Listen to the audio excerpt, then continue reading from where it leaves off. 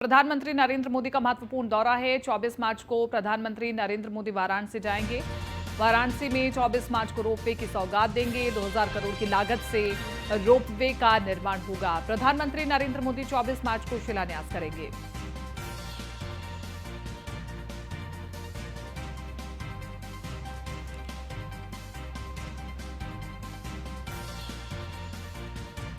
तो इस वक्त की बड़ी खबर आपको बता रहे हैं।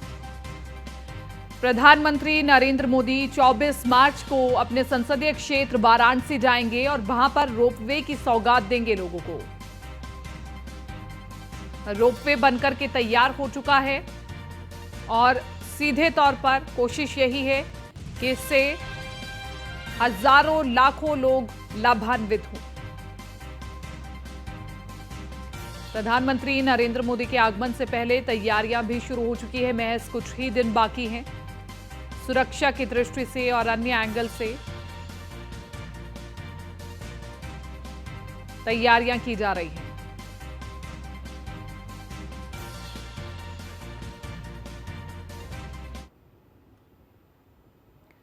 और इसी के साथ साथ आपको बताएं, सीएम योगी आदित्यनाथ भी कल वाराणसी जाएंगे। प्रधानमंत्री नरेंद्र मोदी के आगमन से पहले मुख्यमंत्री योगी आदित्यनाथ का यह महत्वपूर्ण दौरा रहने वाला है, क्योंकि तमाम तैयारियों का जायजा लेंगे मुख्यमंत्री योगी आदित्यनाथ।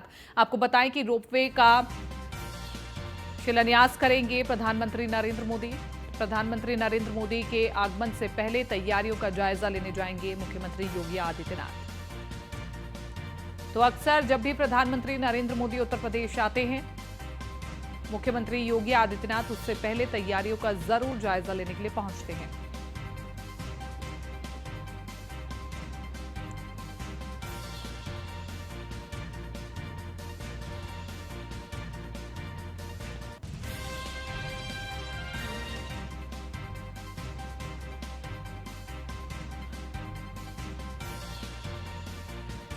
मुख्यमंत्री योगी आदित्यनाथ कल वाराणसी के दौरे पर जाएंगे। सीएम योगी आदित्यनाथ और प्रधानमंत्री नरेंद्र मोदी के आगमन से पहले तैयारियों का जायजा लेंगे। 24 मार्च को प्रधानमंत्री नरेंद्र मोदी वाराणसी आ रहे हैं और उनके वाराणसी आगमन से पहले मुख्यमंत्री योगी आदित्यनाथ तैयारियों का जायजा लेने के लिए पहुंचेंगे।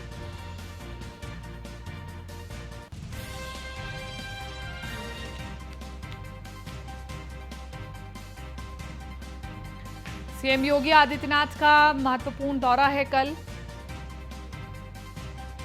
कल वाराणसी जाएंगे सीएम योगी आदित्यनाथ।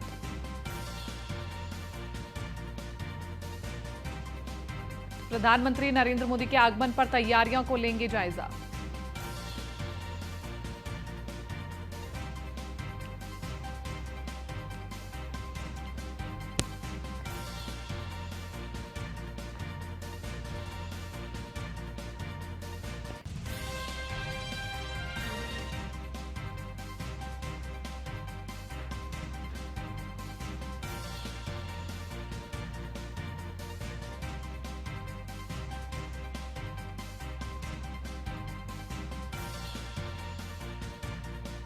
दौरा रहेगा।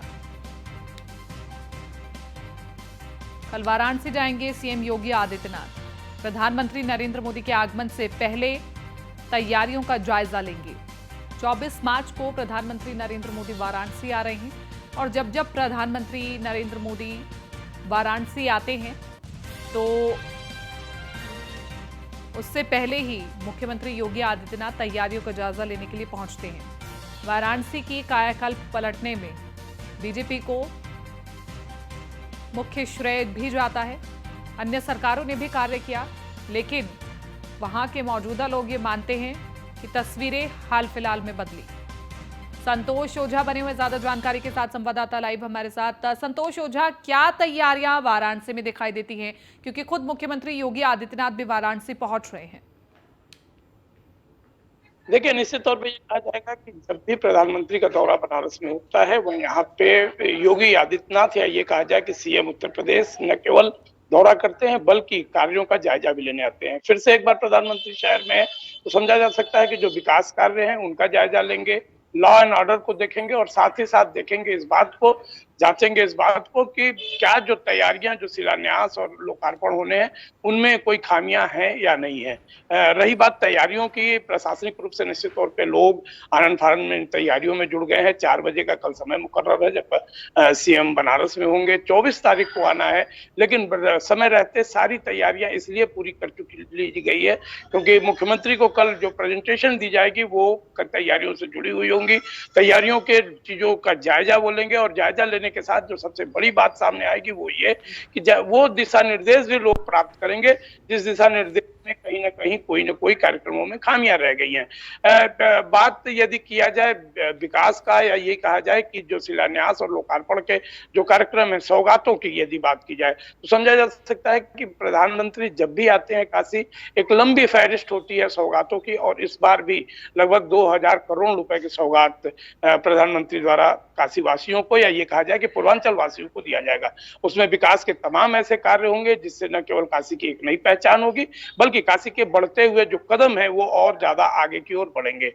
एक बार फिर से हम ये बताना चाहेंगे सबको कि निश्चित तौर पे ये कहा जा सकता है कि योगी आदित्यनाथ आने के साथ जहां लॉ एंड ऑर्डर का प्रशासन के साथ बैठक करेंगे, वही जाम से रूबरू हो रहे काशीवासी और आने वाले पर्यटकों को विषय में एक निजात दिलाने का प्रयास करेंगे, और साथ ही साथ फाइनली उन स्थलों का भी निरीक्षण करेंगे जहां पे लोकार्पण और शिलान्यास जैसे कार्यक्रमों की शुरुआत होगी। 2-3 ऐसे भी कार्यक्रम होंगे जो रूटीन से हटके होंगे, जैसे काशी विश्वनाथ मंदिर हर बार जाना मुख्यमंत्री जाते हैं, इस बार भी जाएंगे। और जो सबसे बड़ी बात देखी जाएगी वो ये देखी जाएगी कि रात का दौरा, या ये कहा जाए कि जो स्थलीय निरीक्षण का जो क्रम होता है देर रात, ताकि जनता भी न परेशान हो और वो जाके मौके पे मौका मुआयना कर सके, इस कार्यक्रम को भी प्रमुखता से प्रशासन न केवल तैयार करके रखा है, बल्कि उन जगहों की साफ सफाई, सड़कों का निर्माण, या फिर उनसे जुड़ी हुई जो समस्याएं, बाधाएं जो सामने आती हैं, उनको अवरोध को दूर करने के लिए लगी पड़ी है। जी ठीक है संतोष, शुक्रिया तमाम इस जानकारी के लिए।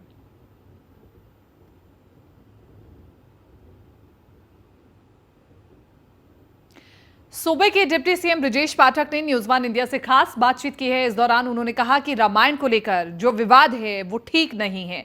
सभी को अपनी संस्कृति और विरासत पर गर्व करना चाहिए और सभी चाहते हैं कि उत्तर प्रदेश राममय हो। साथ ही उन्होंने क्या कुछ कहा, आपको सुनवाते हैं।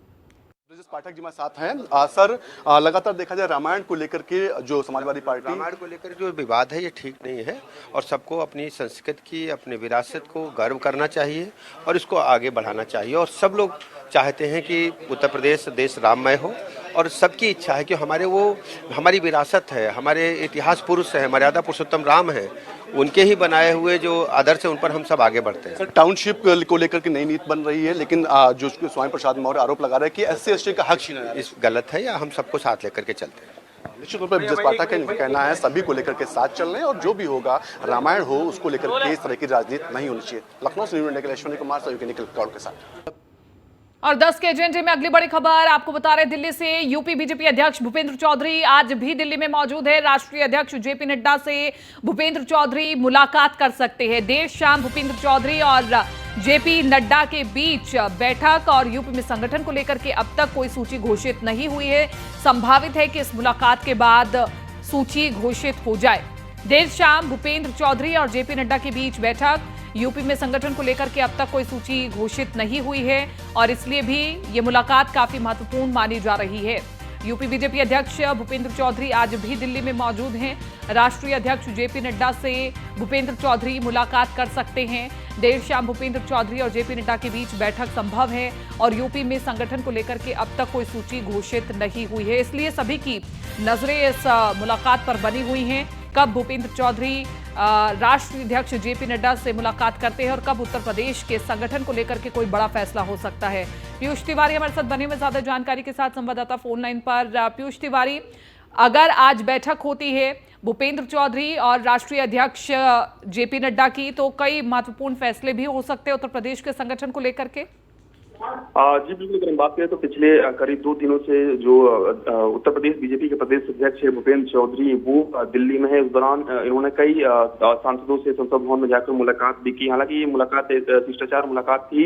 इसके अलावा अगर हम बात करें तो आज भारतीय जनता पार्टी के राष्ट्रीय अध्यक्ष जेपी नड्डा से मुलाकात जो है वो यूपी बीजेपी प्रदेश अध्यक्ष की हो सकती है। और इस मुलाकात को लेकर कई कयास लगाए जा रहे हैं, क्योंकि अभी तक जो यूपी की अगर हम बात करें तो उसमें नए संगठन की कहीं ना कहीं घोषणा हो सकती है। तो इसको लेकर भी कयास लगाए जा रहे हैं कि क्या कुछ भारतीय जनता पार्टी ने क्या कुछ रणनीति बनाई है, किन लोगों को मौका दिया जाना है। इसके साथ ही अगर हम बात करें तो काफी महत्वपूर्ण चर्चाएं होती हैं जब भी कोई दो बड़े नेता मुलाकात करते हैं, तो निश्चित रूप से सभी की जो निगाहें हैं वो इस बात पर टिकी हुई है कि नए संगठन की घोषणा आखिर कब तक होगी, क्योंकि सोर्सेस यही बताते हैं कि जो नाम है वो कहीं ना कहीं फाइनल कर लिए गए हैं, जो रणनीति है वो भी बना ली गई है और काफी लंबी जो चर्चाएं हैं वो अंदरूनी तौर पर कर भी ली गई है। खाली अंतिम जो मुहर है वो कहीं ना कहीं लगानी है और कभी भी ये जो लिस्ट है वो आ सकती है। ऐसे में संभवतः आज जो है वो भारतीय जनता पार्टी के राष्ट्रीय अध्यक्ष जेपी नड्डा से बीजेपी उत्तर प्रदेश के प्रदेश अध्यक्ष बीजेपी के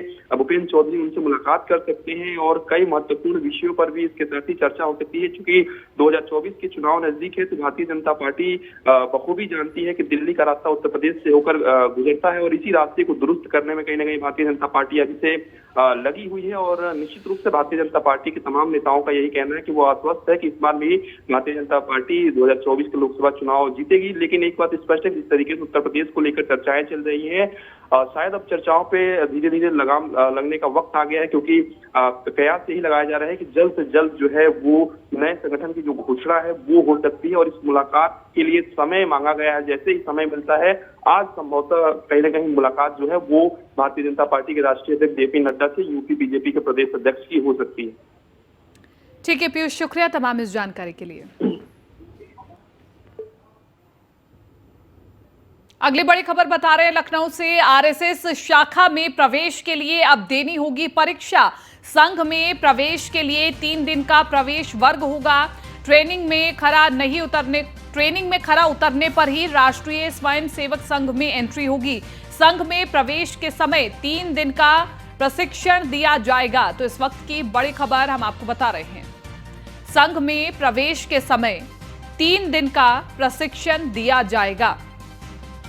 आरएसएस शाखा में प्रवेश के लिए अब परीक्षा देनी होगी और इसी के साथ साथ संघ में प्रवेश के लिए 3 दिन का प्रवेश वर्ग रखा गया है। ट्रेनिंग में खरा उतरने पर ही राष्ट्रीय स्वयंसेवक संघ में एंट्री मिलने वाली है। संघ में प्रवेश के समय 3 दिन का प्रशिक्षण दिया जाएगा। हालांकि अब इस फैसले को अन्य दल कैसे देखते हैं ये भी जानना बहुत महत्वपूर्ण, क्या प्रतिक्रियाएं आती है इस फैसले पर। लेकिन एक महत्वपूर्ण संगठन है आरएसएस इस समाज का और बहुत से लोग जुड़े हुए हैं आरएसएस से जो कि राष्ट्रीयता को सर्वोपरि रखते हैं और उसी संघ से जुड़ी हुई ये बड़ी खबर आपको बता रहे हैं।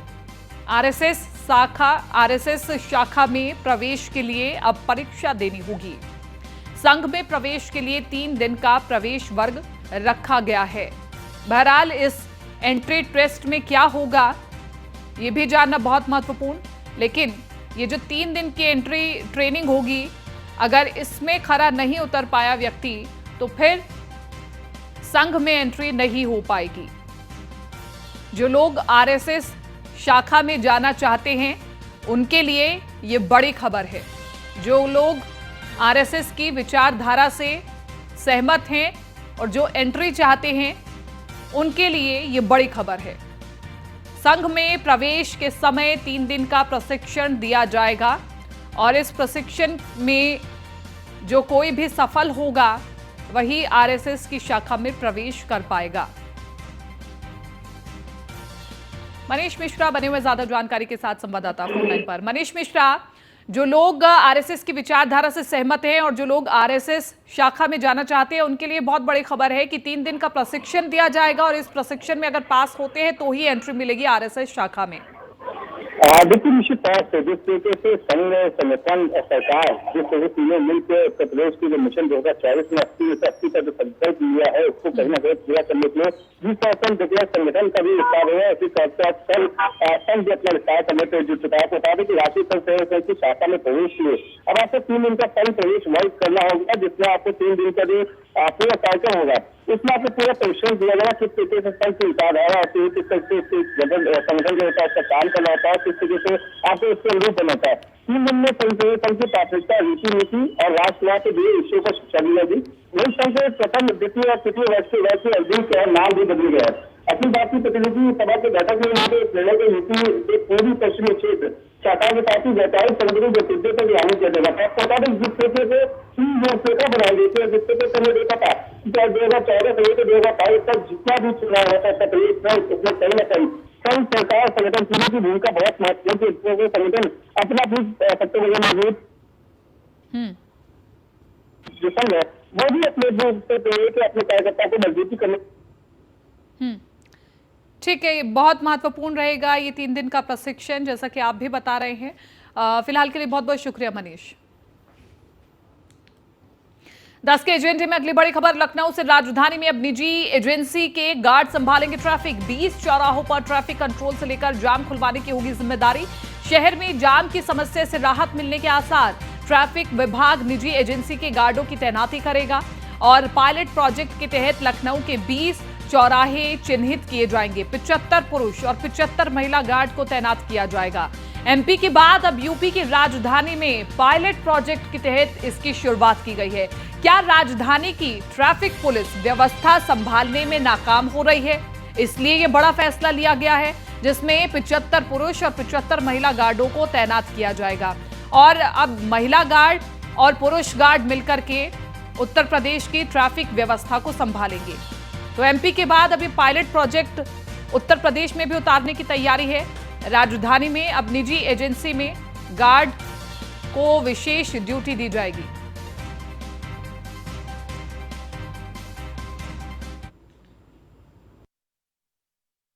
राजधानी लखनऊ में ट्रैफिक समस्या बहुत बड़ी समस्या थी।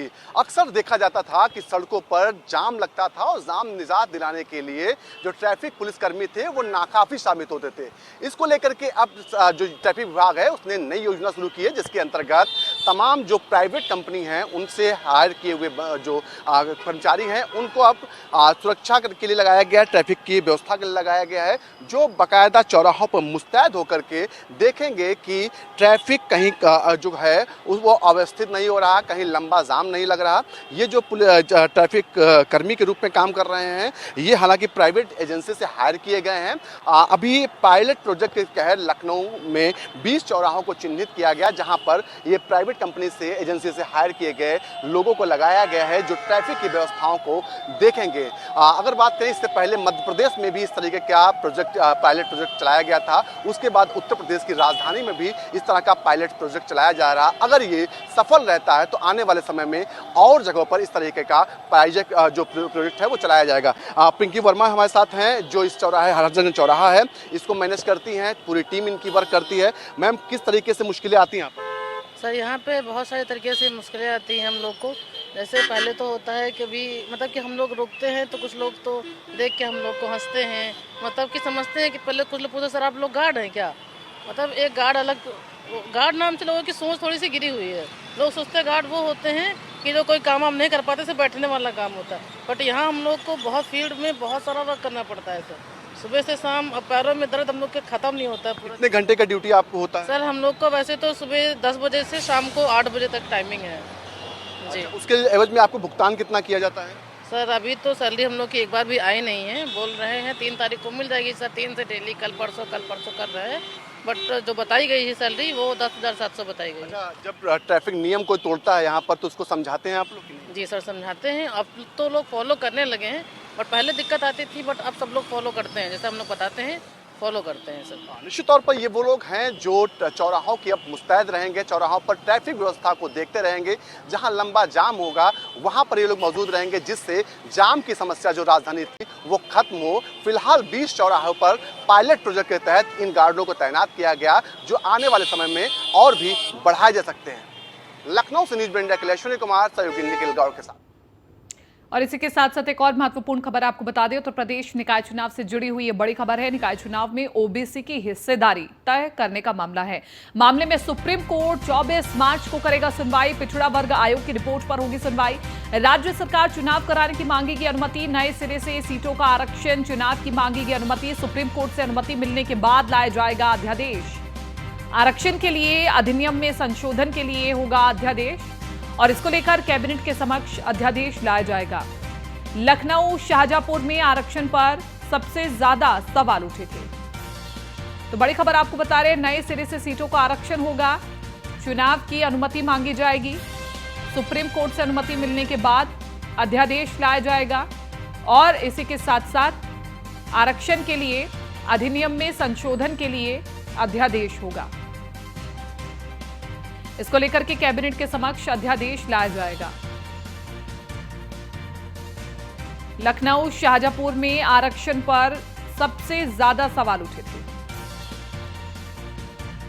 तो उत्तर प्रदेश निकाय चुनाव से जुड़ी हुई बड़ी खबर हम आपको बता रहे हैं, जिसमें निकाय चुनाव में ओबीसी की हिस्सेदारी तय करने का यह पूरा मामला था।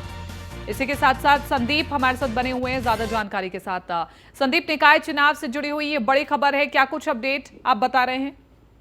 देखिए, बिल्कुल निश्चित तौर पे अगर बात की जाए निकाय चुनाव की, तो निकाय चुनाव को लेकर के सबसे ज्यादा जो सवाल उठे थे वो लखनऊ, शाहजहांपुर और इनमें आरक्षण को लेकर के सवाल उठाए गए थे, जिसके बाद से चुनाव टाल दिया गया था और यानी कि कोर्ट में मामला पहुंच गया था। अब मामला जो है सुप्रीम कोर्ट में चल रहा है, तो अब 24 मार्च को इसकी सुनवाई होगी, क्योंकि ओबीसी की हिस्सेदारी को तय करने के मामले को लेकर के कोर्ट में अपील की गई थी। अब 24 मार्च को इसका फैसला सुनाया जाएगा और पिछड़ा वर्ग आयोग की रिपोर्ट पे जो चर्चा हुई थी उन सारी चर्चाओं को लेकर के रखा जाएगा कोर्ट में। इसके साथ साथ नए सिरे से आरक्षण की सूची जो है तैयार करने की जो बात कही गई थी उस पर विचार विमर्श किया जाएगा। सुप्रीम कोर्ट की अनुमति के बाद बिना अध्यादेश लाए हुए ही चुनाव कराने की बात कही जाएगी। तो निश्चित तौर पर 24 मार्च को इसका फैसला आना है और 24 मार्च में ओबीसी आरक्षण को लेकर के जो उत्तर प्रदेश में चर्चाएं चल रही थी निकाय चुनाव को लेकर के, उस पर अंकुश लगने वाला है। यानी कि 24 तारीख को कोर्ट का जो आदेश होगा उसको मान्य माना जाएगा और उसी के आधार पर कार्य किया जाएगा। जी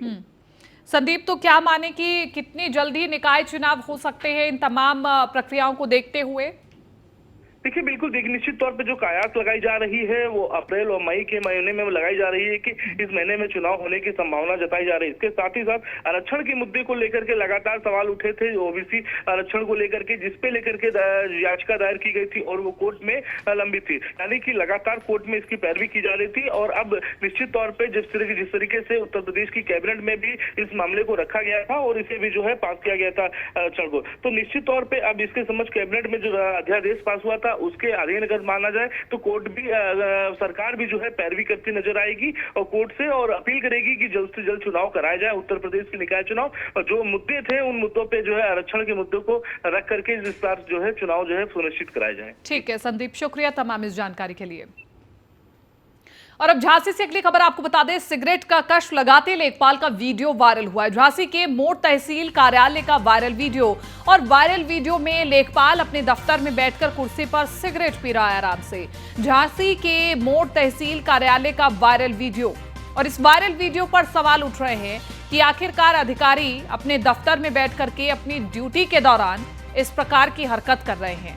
वो अपना काम नहीं कर रहे लेकिन कश लगाते हुए नजर आ रहे हैं। और तहसील भवन मोट की तस्वीरें हैं जहां पर ये वीडियो खूब वायरल हो रही है, जिसमें लेखपाल बड़े आराम से कश लगाते हुए अपने दफ्तर में बैठ करके नजर आ रहे हैं। ड्यूटी के दौरान सिगरेट पीते हुए नजर आ रहे हैं लेखपाल। सिगरेट का कश लगाते लेखपाल का वीडियो वायरल। झांसी के मोड़ तहसील कार्यालय का वीडियो वायरल।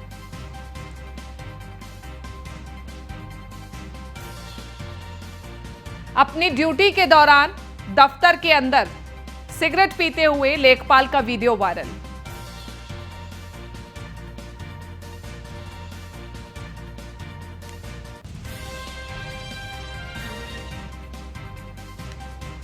वायरल वीडियो में लेखपाल अपने दफ्तर में बैठकर कुर्सी पर सिगरेट पी रहा है। सवाल ये कि आखिरकार ड्यूटी के दौरान दफ्तर के अंदर सिगरेट क्यों पी रहा था लेखपाल, वो भी तब जब फरियादी आए हुए हैं, शिकायतकर्ता आए हुए हैं और अन्य कार्यों के लिए लोग वहां पर पहुंचे हुए हैं तब।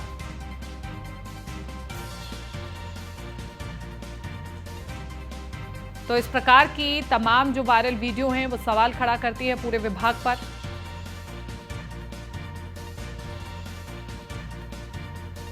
राजीव ज्यादा जानकारी के साथ संवाददाता बने हुए फोन लाइन पर। राजीव, जो जनता के सेवक हैं, जो जनता की सेवा में बैठे हैं, वो खुद कष्ट लगाते हुए नजर आ रहे हैं ड्यूटी के दौरान। जी बिल्कुल, आपको बता दें ये तहसील मौड़ कार्यालय का एक वीडियो सोशल मीडिया पर जमकर वायरल हो रहा है, जहां वहां के जो लेखपाल हैं वो सिगरेट का कस अंदर जो वहां कार्यालय है वहां पर लेते दिखाई दे रहे हैं। जबकि आपको बता दें कि कार्यालय के अंदर तमाम महत्वपूर्ण कागजात और तमाम राजस्व के अभिलेख रखे जाते हैं।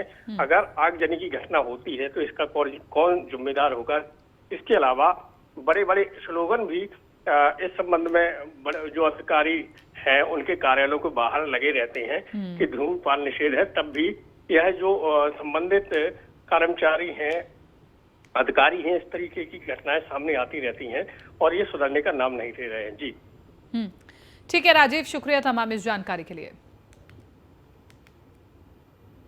एक और महत्वपूर्ण खबर, गैरसैंण विधानसभा का सत्र आज हो सकता है संपन्न। सत्र में आज कैबिनेट बैठक का भी आयोजन किया गया। कैबिनेट बैठक में कई एजेंडे आज रखे जा सकते हैं। आबकारी नीति पर टिकी सभी की निगाहें। न्यूज़ 1 इंडिया के पास एक्सक्लूसिव जानकारी है। सूत्रों की माने तो ठेकों को लेकर के एक्सटेंशन मिल सकता है। पहाड़ों में ठेके के उप ठेके खोलने का भी प्रस्ताव आ सकता है। सूत्रों के हवाले से हालांकि खबर आपको बता रहे हैं। अंतिम फैसला कैबिनेट के बाद ही साफ हो पाएगा। इसके अलावा कैबिनेट में कई अन्य फैसले भी होंगे। तो सूत्रों की माने तो ठेकों को एक्सटेंशन मिल सकता है। फिलहाल 10 के एजेंडे में मेरे साथ इतना ही। आप बने रहिए न्यूज़ 1 इंडिया के साथ।